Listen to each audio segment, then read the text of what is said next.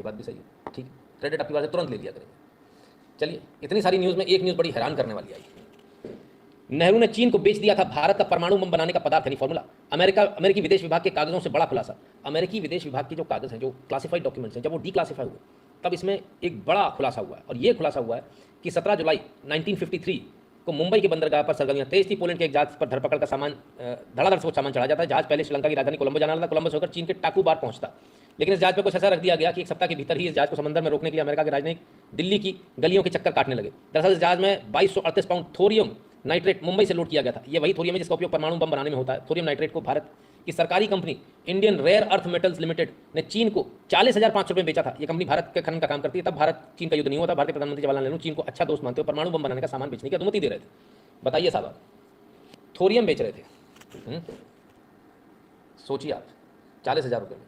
चलो, मैं तो ये देख रहा हूँ कि आप लोग की याददाश्त कितनी अच्छी है और आप लोग कितनी मेहनत से यहाँ पढ़ते हो।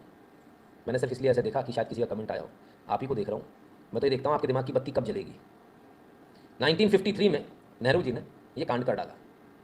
अब क्या? अच्छा, चलो, बड़ी बुरी हालत है हमारी, बत्ती नहीं जलती दिमाग की, फ्यूज़ बल्ब पड़े हैं। चलो फिर से याद दिलाता हूँ, रात वाला कोई आदमी याद आएगा। CWG घोटाला 1,80,000 करोड़। 2G घोटाला 2.5 लाख करोड़ या 2 लाख करोड़। कोल घोटाला 5 लाख करोड़। एक और घोटाला फलाने करोड़। लेकिन एक बीच में कोई घोटाला था जिसको मैं अक्सर मैं बीच में लेकर आता हूँ। और वो घोटाला कौन सा है? थोरियम घोटाला। 12 लाख करोड़ का थोरियम घोटाला। याद आ गया?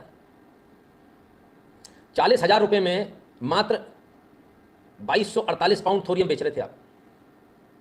और मनमोहन सिंह सरकार में गोवा से, जो तटीय इलाका है, वहां से आयरन ओर कहकर भारत का थोरियम लाखों टनों में बाहर बेच दिया गया।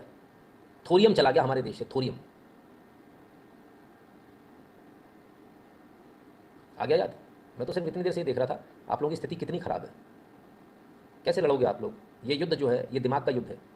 आप लोगों को याद ही नहीं रहता तो कैसे काम बनेगा? आपको तो मेरे बोलते में आपको खटाक से यहाँ से निकल कर आना चाहिए था। खटाक थोरियम घोटाला जो आपने बताया, कोई नहीं बता रहा था। थोरियम घोटाले की कोई चर्चा नहीं करना चाहता। इस देश के अंदर पॉलिटिकल पार्टीज नहीं चर्चा करना चाहती, इंक्लूडिंग बीजेपी। वाई करना चाहिए?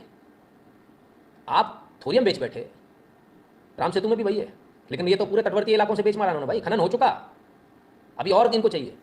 राम सेतु तो उस बहाने से तोड़ा जा रहा था, और राम सेतु थोरियम के बहाने से नहीं तोड़ा जा रहा था। राम सेतु तो रास्ता बनाने के नाम से तोड़ा जाता। थोरियम तो आपके जो आपका इलाका है, तटवर्ती इलाका, वहाँ से खनन करके बेच दिया गया बाहर। और ये कहा कि आयरन ओर है। गोवा से शिपमेंट्स नहीं है सर, इतनी की जितनी आप कल्पना नहीं कर सकते। और लोग भूत बन के काम करते। बड़े बड़े जो रईस हैं उनके बालों में धूल भरी हुई थी। And at that point of time मुझे बड़ा अजीब सा लगता था। मैं उस समय दिल्ली में थोड़ा कुछ लोगों के संपर्क में था जो लोग इस तरह का काम करते हैं, खनन का, बाहर भेजने का, आयरन ओर का। आई वो सरप्राइज कि जैसे देखो वो करोड़पति हो रहा है, ऐसा कैसा आयरन ओर निकल रहा है। बाद में मालूम चला वो तो थोरियम घोटाला था। लोग थोरियम बेच खाए इस देश का। और जानते हैं कहाँ गया? चीन। उठाकर कागज तो देखिए। इस देश के साथ तब भी गद्दारी हुई थी, इस देश के साथ अब भी गद्दारी हो रही थी। बस ये मान लीजिए कि 2014 से एक चाय वाला आ गया, उसने सबका खेल बिगाड़ दिया। ये ना खा रहा है ना खाने दे रहा है। नहीं तो अच्छे वाले घोटाले होते थे। देश का पूरा जितना खनिज है वो बेच खा रहे थे लोग। थोरियम जैसा सोचिए। थोरियम ये सिर्फ बम बनाने में काम नहीं आता सर, इससे आप बिजली पैदा कर सकते हो, पावर पैदा कर सकते हो। सब बेच खाया। कमाल है।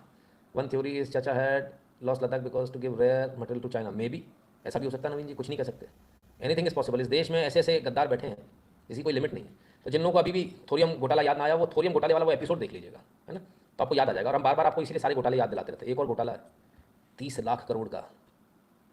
हाँ, वो फेसबुक पे किया था उसका लाइव में, पर मैं आपको बताता रहता हूँ। कौन सा? इक्विपमेंट इंपोर्ट पर सब्सिडी वाला। उसमें जब हमने एपिसोड किया था उसके 14 दिन बाद जी न्यूज़ पर डीएनए में सुधीर चौधरी जी ने किया था। पहले उनको विश्वास नहीं हुआ होगा एपिसोड देख के, बोले क्या बकवास है। फिर थोड़े पन्ने उन्ने पलटे होंगे, हाँ लग तो कुछ रहा है। फिर बाद में और पन्ने पलटे होंगे, जब उनको लगा पूरा यकीन हो गया था, उसके बाद 14 दिन बाद जी न्यूज़ ने उस पर कवरेज दी थी। और हम तो बहुत धन्यवाद देते हैं उनका कि हर वो चीज़ को लेकर आते हैं, चाहे वो शुभ दिवाली हो, चाहे उनको यदि कोई चीज़ दिखती है जो सही है उसको वो कवर करते हैं। ये काबिल तारीफ है, और जितनी तारीफ की जाए ऐसे पत्रकारों की उतना अच्छा। हम किसी को कहीं ये नहीं मानते, कोई क्रेडिट कुछ नहीं होता। न्यूज़ है, सब तक पहुँचनी चाहिए, हर माध्यम से पहुँचनी चाहिए। जो पहुँचा रहे हैं उन सबका धन्यवाद है ना। Entire world economy and science is build on US। क्या बोले रॉबिन जी? On us. हमसे ही लेकर हमको यहाँ दिखाते तब बड़ा बुरा लगता है ना सर, है ना। तो ये न्यूज़ भी आ रही है सर अखबारों में, बहुत कुछ और भी चल रहा है। आप क्या बताएं, अजब गजब चीज़ें हैं दुनिया में।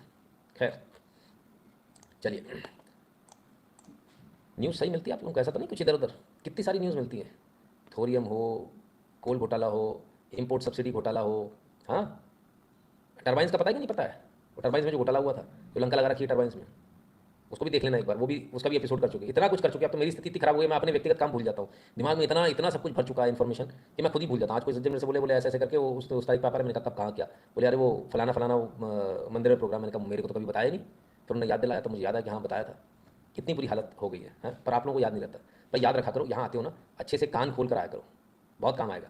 अगर आप 2 साल 3 साल से मुझसे जुड़े हैं और अगर आपने सारे एपिसोड बिल्कुल ईमानदारी के साथ बिना स्किप किए हुए देखें और पूरे कंसंट्रेशन के साथ देखें, तो मैं एक बात की गारंटी ले सकता हूँ, इस भारत में तो आपको बहस में कोई नहीं हरा सकता, कोई नहीं हरा पाएगा। और आपके आसपास को तो आप ऐसे गिल्ली डंडे उड़ा दोगे बिल्कुल।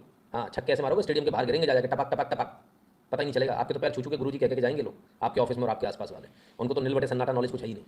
ठीक है ना? क्यों, ऐसा क्यों है? क्योंकि आप ऑफिस में व्यस्त हैं, आपकी जगह हम पढ़ते हैं, दिन भर अपना देते हैं, तब हम आपको छोटा सा न्यूज़ करके देते हैं। उसके बाद लोग बोलते हैं हाँ 2.5 घंटे का है। भाई 2.5 घंटे में 24 घंटे की पढ़ाई का निचोड़ मिल रहा था, है ना? तो इसलिए 2.5 घंटे में मत जाइए। ठीक है, चलिए आगे चलें, उससे पहले